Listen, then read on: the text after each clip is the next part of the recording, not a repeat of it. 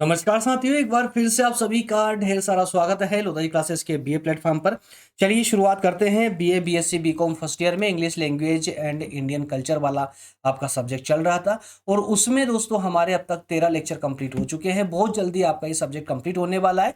Total 18 lecture हम discuss करने वाले थे, इसमें से आज हम 14वें लेक्चर पर यानी लेक्चर नंबर 14 पर डिस्कस करने जा रहे हैं और आज का हमारा कॉन्सेप्ट होगा वन वर्ड सब्स्टिट्यूशन। जी हाँ, तो चलिए डायरेक्टली मूव करेंगे क्लास की ओर। लेकिन हाँ, आगे बढ़े उससे पहले जो भी मेरे नए छात्र हैं जो पहली बार इस प्लेटफॉर्म पर आए उनको बता दूं, इस प्लेटफॉर्म से आप BA first second third year तीनों ही ईयर पूरे सब्जेक्टों के साथ में एकदम फ्री ऑफ कॉस्ट कंप्लीट कर सकते हैं, क्योंकि इसी प्लेटफॉर्म पर इसी यूट्यूब चैनल की प्लेलिस्ट में मैंने वो सारे सब्जेक्ट अपलोड कर दिए हैं। लगभग 80 से ज्यादा सब्जेक्ट मैं अब तक पढ़ा चुका हूं और अभी ये यात्रा जारी है। जो सब्जेक्ट छूटे हुए हैं उन पर भी जल्दी वन बाय वन करके सेशन आ जाएंगे। तो जल्दी से दोस्तों, अगर आपने अभी तक चैनल को सब्सक्राइब नहीं किया है, सिर्फ वीडियो देखकर निकल जाते हो, तो लाइक करके सब्सक्राइब जरूर कर लीजिएगा, क्योंकि थर्ड ईयर तक मैं आपके साथ बने रहने वाला हूं। सारे सब्जेक्ट क्लियरिटी के साथ पूरे और पूरे विस्तार से डिटेल में और एकदम आसान से आसान भाषा में आपके सामने रखने वाला हूं, चाहे भी सब्जेक्ट कोई सा भी हो। क्लियर है? तो जल्दी से आप जाइएगा, प्लेलिस्ट में आपको सारे सब्जेक्ट मिल जाएंगे, ठीक है ना। इन सब के अलावा हमारे द्वारा कंप्लीट पीडीएफ कोर्स भी अवेलेबल करवाया जा रहा है। जिन छात्रों को भी हमारे द्वारा तैयार किया गया कंप्लीट कोर्स चाहिए पीडीएफ नोट्स के रूप में, उन्हें मार्केट से कोई वो बोरिंग वाली किताबें खरीदने की जरूरत नहीं पड़ेगी। यहां से कंप्लीट कोर्स एक छोटे से सब्सक्रिप्शन अमाउंट पर यानी 399 यानी 399 यानी कि लगभग 400 रुपए के फीस पर ही आपको कंप्लीट सब्जेक्ट सभी सब्जेक्टों के कंप्लीट पीडीएफ नोट्स अवेलेबल हो जाते हैं। अभी 60% डिस्काउंट के साथ में आपको 399 में प्रोवाइड करवाए जा रहे हैं। वैसे अगर इसके रियल प्राइस की बात करें तो 399 माफ कीजिएगा 999 इसकी जो है अभी वास्तविक फीस है इसकी, लेकिन 399 में आपको सभी को अवेलेबल करवाया जा रहा है। जिन दोस्तों को चाहिए, मैं और बाकी लेक्चर के एंड में आपको पूरी प्रोसेस बताऊंगा कि ये कंप्लीट पीडीएफ कोर्स आप लोगों को कैसे मिल सकता है। फिलहाल तो बढ़ते अपने सेशन की ओर, बाकी सारी बातें हम करेंगे बाद में। जिन दोस्तों, देखिए यार, अगर आप पूरी ईमानदारी से डेडिकेशन के साथ पढ़ते हो ना, तो आपको किसी नोट्स की कोई जरूरत नहीं पड़ती है। मार्केट इवन बहुत सारे स्टूडेंट ऐसे हैं जो पूरा डेडिकेट है ना, डेडिकेट रहते हैं क्लासेस को लेकर के, वो मार्केट से नोट्स तक नहीं परचेस करते हैं यार, वो यहीं से कंप्लीट हो जाता है उनका। और क्यों नहीं होगा? अगर आप वन बाय वन करके सभी क्लासेस लेते हैं, पूरे सीरियस लेते हैं, सीरियस हो जाते हैं क्लासेस को लेकर के, तो कोई जरूरत नहीं पड़ती किताबों की नोट्स की। सब कुछ तो मैं यहाँ पर आपको प्रोवाइड करवाता ही हूँ। चलिए, तो जैसा कि आज का हमारा टॉपिक था वन वर्ड सब्स्टिट्यूशन, तो मेरे पीछे आप कुछ एग्जाम्पल देख रहे हैं, ये सब एग्जाम्पल है, ये आप बाद में जो है स्क्रीनशॉट ले लीजिए। और हाँ, जब सिलेबस कंप्लीट हो जाएगा उसके बाद में मैं आपको पीडीएफ के रूप में कंप्लीट जो जितने भी क्लासेस हुई ना, सभी की मैं क्लास नोट्स भी आप लोगों के साथ शेयर कर दूंगा टेलीग्राम पर या व्हाट्सएप ग्रुप पर। आप लोग जो है टेलीग्राम ग्रुप को ज्वाइन कर लीजिएगा, सेशन के लास्ट में बताऊंगा उसकी लिंक भी मैं आपको। ठीक है, तो फिलहाल तो इसका स्क्रीनशॉट ले लीजिए ताकि आपके पास बना रहे। अभी छोटे शब्दों में दिख रहा है, लेकिन जब आप स्क्रीनशॉट लेकर जूम करोगे ना तो क्लियर दिखेगा। एक निश्चिंत रहिएगा ना, फॉर्मेट बहुत प्यारा है इसका, बहुत अच्छा फॉर्मेट है। चलिए, तो अब हम शुरुआत करते हैं अपने वन वर्ड सब्स्टिट्यूशन से। तो बहुत सारे छात्र तो ऐसे होंगे जो पहली बार इस वर्ड का नाम सुन रहे होंगे, लेकिन मजबूरी में पढ़ना पड़ रहा है, भाई एग्जाम में लिख के आना है तो पढ़ना तो पड़ेगा। वो एमसीक्यू वाला फॉर्मेट तो खत्म हो चुका है कि कुछ एमसीक्यू रिवाइज कर लेते हैं और देकर आ जाते, लेकिन अब ऐसा नहीं है, अब तो लिखना पड़ेगा। तो लिखना है तो सारे जितने भी कॉन्सेप्ट है उन सबको आपको पढ़ना होगा। लेकिन निश्चिंत रहिएगा, अगर आपकी इंग्लिश कमजोर भी है ना तो भी आपको टेंशन लेने की जरूरत नहीं है। अगर आपने इससे पहले वाले लेक्चर देखे ना तो आप समझ गए होंगे कि मेरे लेक्चर में इंग्लिश की कोई जरूरत है ही नहीं। लेकिन ना, एग्जाम में इंग्लिश में ही लिख करके आओगे, निश्चिंत रहिएगा बिल्कुल। पर पहले कॉन्सेप्ट को एकदम माइंड में ऐसा सेट कर लीजिए कि एग्जैक्टली होता क्या है। तो ऐसे ही हम आज सेट करने वाले हैं अपने माइंड में वन वर्ड सब्स्टिट्यूट को। जी हाँ, वन वर्ड सब्स्टिट्यूट ये एक्चुअली क्या है ये वर्ड, आइए डिटेल में समझेंगे, एकदम व्यवहारिक रूप से समझेंगे। ठीक है ना। चलिए, तो सबसे पहला तो क्वेश्चन दिमाग में आता है कि what is one word substitution, exactly ये क्या है। अगर मैं बिग एकदम आसान से भी आसान भाषा में अगर मैं कहूं, तो देखिए दोस्तों, एग्जाम में कभी कभी होता है ना कि भाई इसकी डेफिनेशन लिखिए, वन वर्ड सब्स्टिट्यूशन की डेफिनेशन लिख दीजिए, तो वो भी देना भी मेरे लिए जरूरी था। तो ये 2 लाइन की डेफिनेशन आपके सामने ही रही है, लिख दीजिएगा, छाप दीजिएगा ऐसी कैसी। और बहुत ही आसान भाषा, मेरी खुद की भाषा है, बहुत आसान पड़ेगी। क्या लिखा हुआ है? One word substitution is a process in which a single word is used to replace a wordy phrase या कोई कंप्लीट सेंटेंस हो। It make the language more precise, concise and elegant. क्या मतलब हुआ? अरे वन वर्ड सब्स्टिट्यूशन एक ऐसी process है जहां पर एक बड़ा कोई वाक्य है, बड़ा सेंटेंस है, इतना सारा बड़ा सेंटेंस यूज नहीं करना, एक शब्द में काम हो जाए। समझिएगा, यहां पर एक पूरा सेंटेंस है, उस सेंटेंस की अपेक्षा अगर हम सिर्फ एक शब्द बोल दें और हमारा मतलब सामने वाला वो उस पूरी बात को समझ जाए जो हम पूरे सेंटेंस में बोलने वाले थे, तो कितना शानदार काम हो जाएगा। उससे क्या होगा, इससे आपकी जो भाषा है वो प्रभावशाली दिखेगी कि वाह यार, इतनी लंबी बात करने की जगह इसने एक वर्ड में पूरी सेंटेंस ही खत्म कर दिया। तो आपकी भाषा प्रभावशाली हो जाएगी, छोटी हो जाएगी, है ना, और एलिगेंट यानी कि सुंदर बन जाएगी। तो उसी प्रक्रिया का नाम है one word substitution. One word substitute का मतलब ये होता है कि एक बड़े से सेंटेंस के सामने, बड़े सेंटेंस के स्थान पर एक वर्ड का यूज करना ही वन वर्ड सब्स्टिट्यूट है। नहीं समझ आया? अभी छोड़ने वाला नहीं, बिल्कुल टेंशन लेने की जरूरत ही नहीं है यार आप लोगों को। अभी और उसकी एग्जाम्पल समझते हैं, तो समझ गए तो अच्छी बात है, लेकिन फिर भी एग्जाम्पल समझते हैं। चलिए एक एग्जाम्पल लेते हैं, बहुत प्यारा सा एग्जाम्पल है। क्या लिखा हुआ देखिए, एक फेरे से एक सेंटेंस है, उसमें बोला जा रहा है कि अ person who does not believe in the existence of God. एक ऐसा व्यक्ति है जो भगवान के अस्तित्व में भरोसा नहीं रखता है। या तो ये पूरा सेंटेंस बोलिए, अ person who does not believe in the existence of God, या तो पूरा सेंटेंस बोलिए, या फिर एक शब्द बोल करके निकल जाइए। क्या? एथिस्ट। अरे भाई उससे कहां बात कर, वो एथिस्ट है। एथिस्ट मतलब नास्तिक। आपको पूरा लंबा सेंटेंस बोलने की जरूरत ही नहीं है, आपके एक शब्द ने काम कर दिया आपका। क्या अब समझ आया वन वर्ड सब्स्टिट्यूशन क्या है? लंबे सेंटेंस को हटा करके उसके स्थान पर सिर्फ एक वर्ड के माध्यम से अपना काम बन जाए, उसी को वन वर्ड सब्स्टिट्यूशन कहते हैं। क्लियर है? जैसे कि अ person who does not believe in the existence of God के स्थान पर अगर हम एथिस्ट बोल देंगे तो एग्जैक्टली हमारा काम निकल जाएगा। अगर अब भी समझ नहीं आया ना तो चिंता करने की जरूरत नहीं है, आइए आगे और एग्जांपल लेने वाला हूं। सबसे पहले तो स्क्रीनशॉट, आप पहले स्क्रीनशॉट ले लीजिए, आप मैं साइड में हो जाता हूं, जल्दी स्क्रीनशॉट ले लें इसका।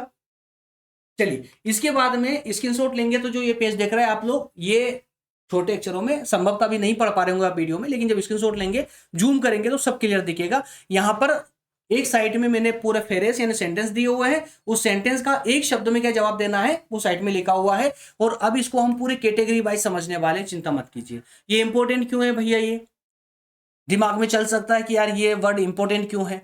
तो सबसे बड़ी बात तो कहूं तो भाई जिस कारण से हम पढ़ रहे हैं उसलिए इंपॉर्टेंट है। क्यों? एग्जाम के पॉइंट ऑफ व्यू से इंपॉर्टेंट है, क्योंकि एग्जाम में क्वेश्चन बनता ही बनता है। अगर पहले एमसीक्यूज आते थे तब तो 100% इससे क्वेश्चन आता ही आता था, लेकिन आज भी अगर आपसे कोई वन वर्ड वाला कोई क्वेश्चन पूछा जाएगा तो एग्जामिनर का सबसे पहले फोकस जाएगा वन वर्ड सब्स्टिट्यूट पर। तो क्वेश्चन यहां से एग्जाम में बनेंगे बनेंगे।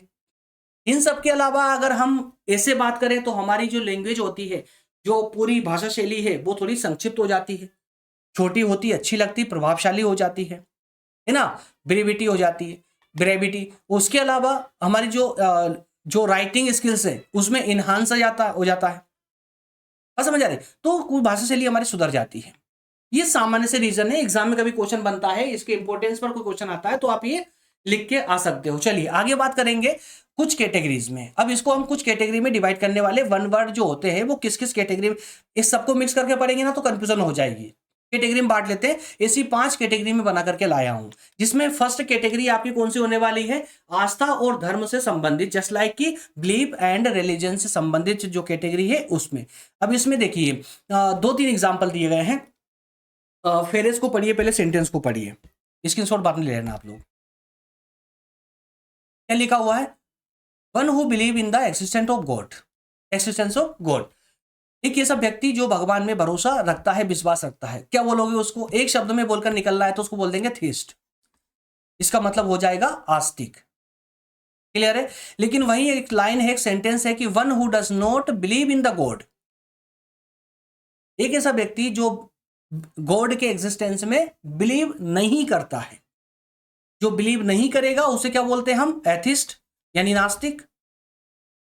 तीसरा भी टाइप का कोई व्यक्ति हो सकता है, एग्जैक्टली हो सकता है। एक तो जो मानता है थेस्ट, जो नहीं मानता एथिस्ट, और जो डाउटफुल है, क्या पता है या नहीं, यानी कि उसको शंका है, यानी वो उसमें डाउट है।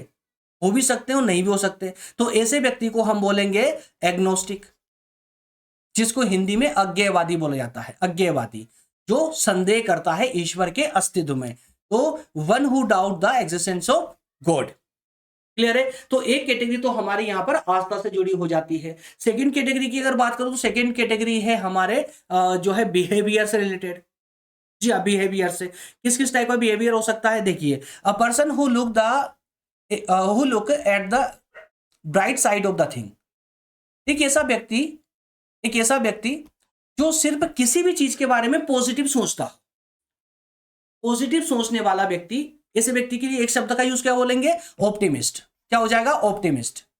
इसका मतलब क्या हुआ, एक ऐसा व्यक्ति जो आशावादी है प्रत्येक चीज को लेकर के। और इसका अपोजिट कर दीजिए, a person who look at the dark या negative side of the thing. जो प्रत्येक वस्तु के बारे में सिर्फ नेगेटिव सोचता हो, उसे क्या बोलेंगे, पैसिमिस्ट। ठीक है ना, पैसिमिस्ट। तो ऑप्टिमिस्ट सकारात्मक है ना, सकारात्मकतावादी या फिर आशावादी, और पेसिमिस्ट यानी निराशावादी जो सिर्फ नेगेटिव सोचता है। वहीं one who work for the welfare of others, जो दूसरे लोगों के कल्याण के लिए काम करता हो, अच्छे के लिए काम करता हो, समाजवादी जिसके अंदर ह्यूमैनिटी हो, मानवतावादी हो। ऐसे व्यक्ति को एक शब्द में अगर बोलना चाहें तो अल्ट्रिस्ट बोल सकते हैं या फिलांथ्रोपिस्ट बोल सकते हैं। इसका मतलब होता है परोपकारी, है ना, मानव प्रेमी। वही एक सेंटेंस है, वन हु हैट माइनकाइंड, जो लोगों से नफरत करता हो उसे मिसेंथ्रोप बोलेंगे। ठीक है, मानव द्वेषी। और वहीं पर एक है अ person who speak many language, एक व्यक्ति जो कई सारी भाषाएं बोल सकता है, जिसे हिंदी में हम बहुभाषी बोल सकते हैं, कई भाषा बोलने वाले व्यक्ति को। ठीक है, इंग्लिश में उसके लिए एक शब्द हो जाएगा पॉलीग्लॉट। याद रहेगा, जल्दी से स्क्रीनशॉट ले लीजिए इसका भी। चलिए आगे बढ़ते हैं, कैटेगरी सी को देख लीजिए। ये सी कैटेगरी है गवर्नमेंट से संबंधित वर्ड्स के लिए। जी हाँ, गवर्नमेंट और पावर या लॉ, है ना, रूल्स के से रिलेटेड। चलिए कौन कौन से वर्ड इसमें हो सकते हैं, ऐसे तो बहुत सारे वर्ड है जो, लेकिन जो पॉपुलर वर्ड है जिनकी एग्जाम में आने की संभावना ज्यादा होती है, मैं सिर्फ वही वर्ड यहाँ पर रख रहा हूं, ध्यान रखिएगा, है ना। तो गवर्नमेंट, देखिए यार इनके एग्जांपल मैंने जैसे स्टार्टिंग में आपको एक पूरी शीट दी है ना, येलो कलर की, उससे भी आप लोग जो है रिवीजन लगा सकते हैं। गूगल से भी बहुत सारे इसके एग्जांपल निकाल सकते हो। आपको मेन यहाँ पर जो चैलेंज है आपको वो कंप्लीट करना है, यानी आपको कॉन्सेप्ट को समझना है। कॉन्सेप्ट समझ आ गया ना तो एग्जाम्पल तो बहुत सारे मिल जाएंगे आप लोगों को, गूगल भरा पड़ा हुआ है इन चीजों के लिए। चलिए, तो अब कैटेगरी हमारी गवर्नमेंट या पावर से रिलेटेड। इस कैटेगरी में कौन कौन से वर्ड आ सकते हैं, तो government by one person with absolute power, है ना, ऐसी गवर्नमेंट जिसमें एक व्यक्ति के हाथ में सारी शक्तियां हो, उसको हम उसके इस पूरे सेंटेंस की जगह एक शब्द का यूज करते हैं, ऑटोक्रेसी। क्या बोलेंगे, ऑटोक्रेसी। इसका मतलब क्या होता है, तानाशाही या एक तंत्र जहां पर एक व्यक्ति के हाथों में पूरे शासन व्यवस्था आ जाए, उसको ऑटोक्रेसी। क्लियर। वहीं पर नेक्स्ट है government of the people, by the people, for the people, यानी जनता के द्वारा और जनता के लिए जहां पर शासन हो या सरकार हो, ऐसी सरकार को हम बोलते हैं डेमोक्रेसी। क्या बोलते हैं, डेमोक्रेसी। हिंदी में हमने कई बार क्या यार, हमारी क्या है, शासन व्यवस्था, लोकतंत्र है ना, जिसे हम डेमोक्रेसी कहते हैं। ठीक है, और उसके अलावा क्या है, बस ये दो प्रकार की नहीं, और भी आगे होता है, जस्ट लाइक कि government by official of bureaucrats. कुछ सरकार ऐसी होती है जो सिर्फ ब्यूरोक्रेट्स के माध्यम से चलती है, ऑफिशियल्स के माध्यम से ही चलती है, तो ऐसी शासन व्यवस्था को हम ब्यूरोक्रेसी बोलते हैं, हिंदी में नौकरशाही बोलेंगे उसको।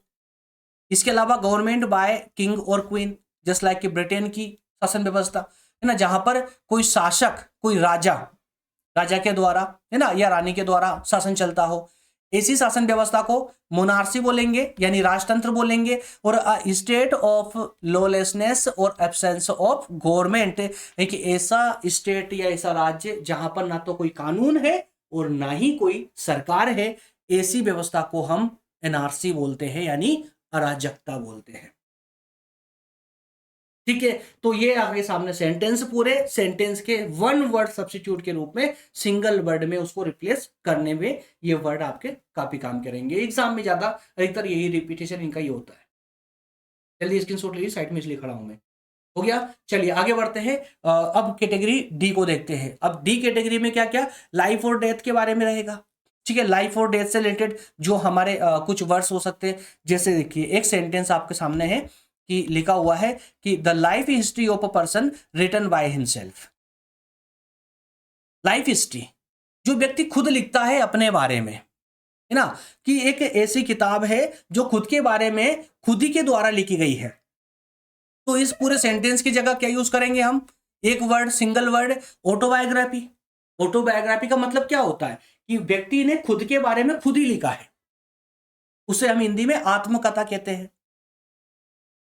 गांधी जी की आत्मकथा एग्जैक्टली आप लोगों ने पढ़ी होगी, मोस्टली लोगों ने पढ़ी होगी, है ना। और अगर मान लेते हैं कि किसी व्यक्ति के बारे में खुद के अपेक्षा कोई और लिखता है, तो उसे हम क्या कहेंगे, उसे सिर्फ बायोग्राफी कहेंगे।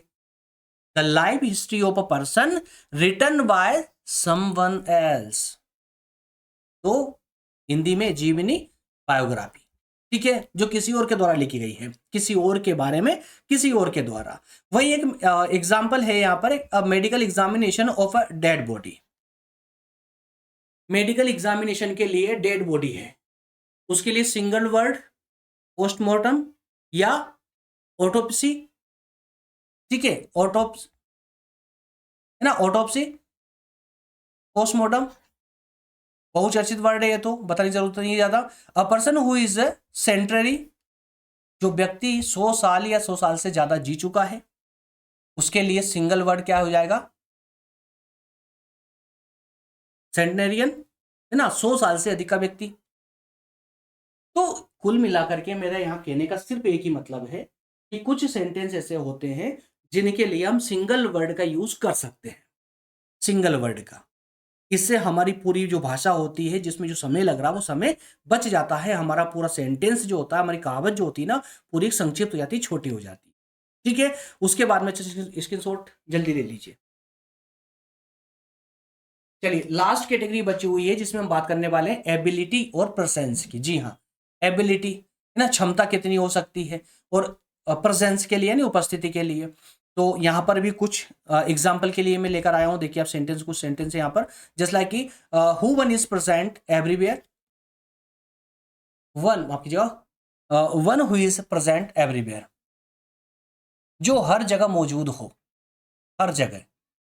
ऐसे के ऐसे व्यक्ति के लिए क्या यूज करेंगे, ओमनी प्रेजेंट। ओमनी प्रेजेंट, जो सब जगह मौजूद हो, सर्वव्यापी, जैसे ईश्वर। वहीं पर है one who is all powerful, जिसके पास ब्रह्मांड की सारी शक्तियां हो, ऐसे व्यक्ति के लिए ओमनीपोटेंट, यानी सर्वशक्तिमान। ठीक है ना। वहीं वन हु नोज एवरीथिंग, एक ऐसा व्यक्ति जो सब कुछ जानता हो, यानी ओमनीसेंट। ठीक है, ओमनीसेंट, सर्वज्ञ, सब कुछ जानने वाला। और नेक्स्ट है फिट और सेफ टू ड्रिंक, फिट और सेफ टू ड्रिंक, है ना, पीने के लिए फिट भी है और सेफ भी है। ऐसे व्यक्ति के लिए सिंगल वर्ड होता है पोर्टेबल। क्या होता है, पोर्टेबल। ठीक है, ये सेंटेंस बाकी काफी अच्छा लगा होगा आप लोगों को। इसके अलावा that which can not be read, जो पढ़ा ना जा सके, यानी कि अनक्लियर राइटिंग। कुछ भाषाएं आज भी हमारे सामने ऐसी है जिसको हम आज भी नहीं पढ़ पा रहे हैं, प्राचीन काल की। तो ऐसी भाषाओं के लिए हम क्या यूज करेंगे, एलिजिबल, है ना, जो पढ़ने योग्य ना हो, जिसे पढ़ा ना जा सका हो। That's all. ये 5 कैटेगरी मैंने आप लोगों को बताई है, और इसी कैटेगरी वाइज ही आप लोगों को सारे एग्जाम्पल के साथ में रिवीजन लगाना है। और उम्मीद करता हूं कि वन वर्ड सब्स्टिट्यूशन वाली जो प्रॉब्लम अब तक आपके दिमाग में छपी हुई थी, वो अब पूरी तरह से रूट आउट हो चुकी होगी।